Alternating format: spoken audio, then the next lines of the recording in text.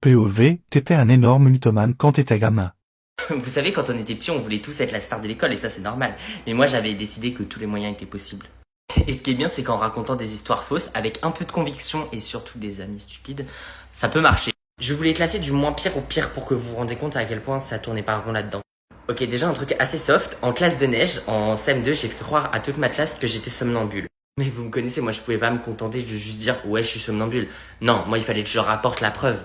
En tout cas, ce qui est bien, c'est que j'ai vraiment dosé ma blague puisque je me suis travaillé à 3h du matin dans tout le lotissement en pyjama, la nuit, en faisant peur à littéralement toute la classe et en traumatisant 2-3 personnes au passage, quoi. Mais attendez, parce que ça s'arrête pas là, loin de là. Donc en fait, un jour, on joue avec les copains et il y en a un qui me tombe dessus. Jusque-là, tout va bien, j'arrive plus à respirer, il s'enlève et j'étais là, ah, j'ai du mal à respirer et tout. Et je remarque que les gens, quand j'ai mal et tout, ils sont aux petits soins pour moi. Du coup, mon esprit machiavélique d'enfant de 8 ans, il se dit, mais pourquoi pas utiliser ça à mon avantage? Et le pire, c'est qu'en 5 minutes, c'est bon, j'étais remis de la douleur, mais j'ai passé une journée à faire croire à tout le monde que j'avais encore super mal et tout. Hugo, t'es sûr que ça va? Non, normalement, ma respiration, elle est comme ça, et là, elle est juste comme ça. Donc ça me fait encore vraiment super mal, et je pense que ça irait mieux si tu me passais ta mousse au chocolat.